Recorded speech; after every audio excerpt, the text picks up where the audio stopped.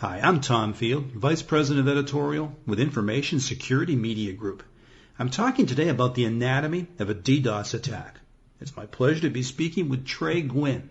He's the Head of Solution Engineering with CloudFlare. Trey, thanks so much for joining me today. Thank you as well.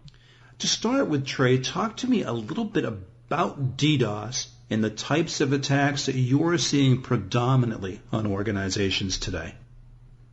Yes, we see, as you can imagine, a wide range of DDoS attacks, but I like to put them in the context of how you would attack a brick-and-mortar business. So let's say you had a pizza store and you wanted to try to DDoS a pizza store. And, of course, a DDoS is a distributed denial-of-service attack where you're trying to exhaust the resources so that you can't serve legitimate customers.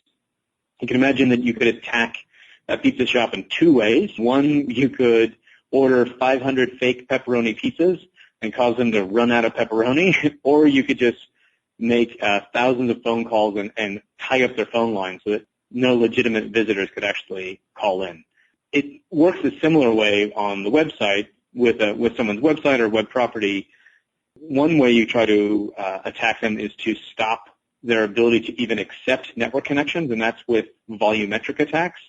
Or you try to overwhelm the resources to respond to those requests, and that's normally a layer 7 or application layer attack. Another type of attack we've seen online is the rise of DNS-based attacks. And this is interesting because it's the DNS infrastructure is essentially the Internet's phone book. This is, if you ran your pizza shop, how people would actually look up the phone number to your pizza shop. And now what attackers are doing is to launch very high request rate queries towards your DNS infrastructure. And that makes it so that no one can look up the address to your website or to your Internet properties because they've basically taken the phone book offline. The ability to mitigate these is challenging because these requests look just like normal DNS queries. In order to mitigate an attack against DNS infrastructure, you have to have a DNS infrastructure able to answer this very high rate of DNS queries. And so you just need a very, very large DNS infrastructure that's distributed globally to keep your DNS infrastructure available and fast. So, Trey, when you look at these different types of attacks on organizations, how do they differ from one another from the organization's perspective? These types of attacks differ in the complexity and challenge in launching the attacks. They have a similar effect on the business that they cause the business to be offline and no longer able to serve requests, but how you mitigate the attacks is different. The frequency in which you see these attacks differs based on how hard they are to actually launch. The most easy type of attack to launch is a volumetric attack. This is like a caveman with a club. They're very, very easy to launch. You can essentially flood someone with a massive amount of traffic and cause them to not be able to, basically you're filling up their internet pipes and making it impossible to serve legitimate queries over those same connections. The more complex attack is, and sometimes also harder to mitigate, are finding points inside of your web application that are expensive to serve and then requesting those over and over again to exhaust resources either in the web application tier or in your database tier. So, Trey, that's a good description of how the types of attacks differ from one another. But let's talk about mitigation. How should mitigation techniques also differ? With volumetric attacks, the challenge there is that even though someone is sending a massive amount of essentially garbage traffic, it's very obvious that that traffic is illegitimate.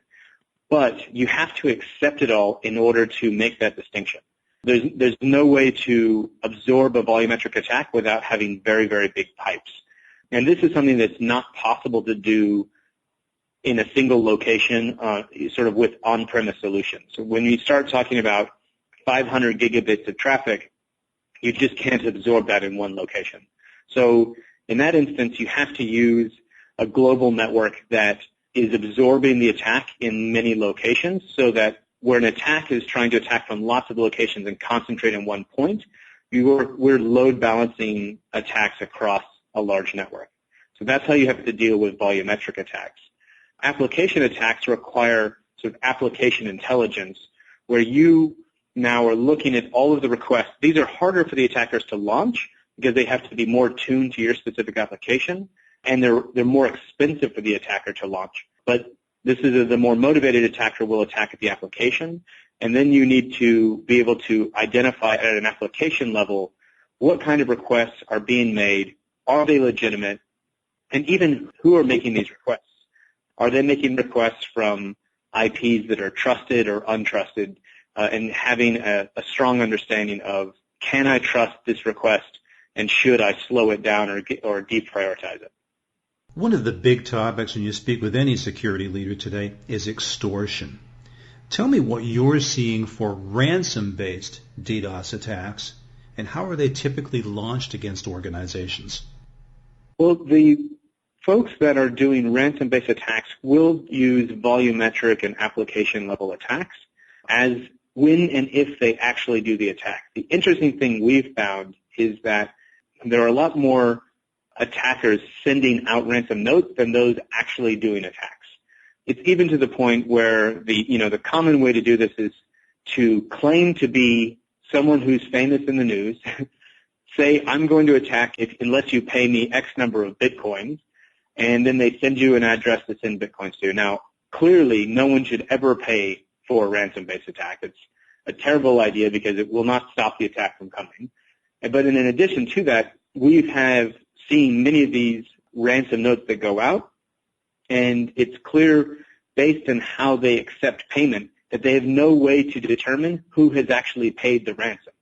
So there's no expectation that there is either going to be an attack or even a correlation between who pays and who gets attacked.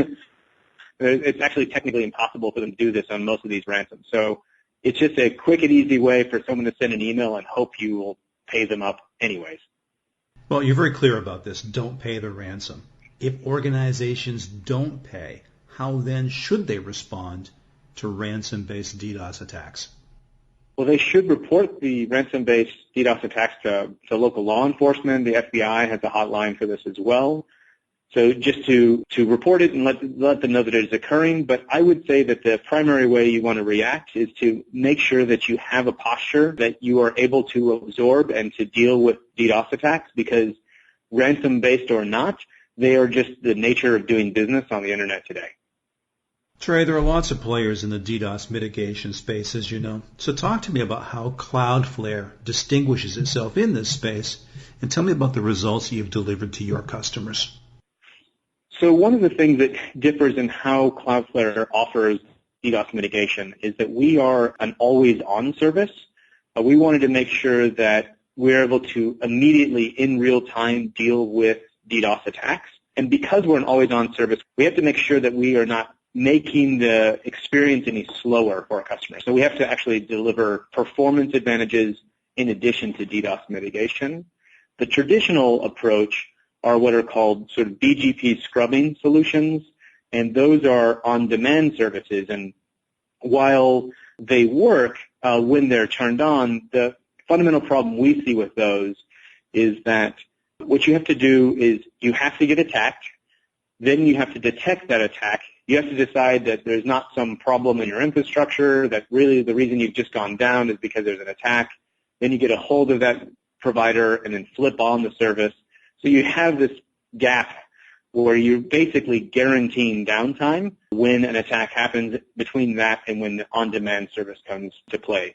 So I would say one of the key differentiators is that we are an always-on service, so we're going to deal with those attacks before they've impacted your service. Beyond that, we also have the world's most up-to-date IP reputation database because of the breadth of our network, and also our scale really assists in absorbing these very, very large volumetric attacks. Well, Trey, I very much appreciate your time. Thank you for your insight today. Absolutely. Very happy to help you as well. We've been talking about DDoS attacks, how they're launched, and how they should be mitigated. I've been speaking with Trey Guinn. He's the head of solution engineering with CloudFlare. For Information Security Media Group, I'm Tom Field. Thank you very much.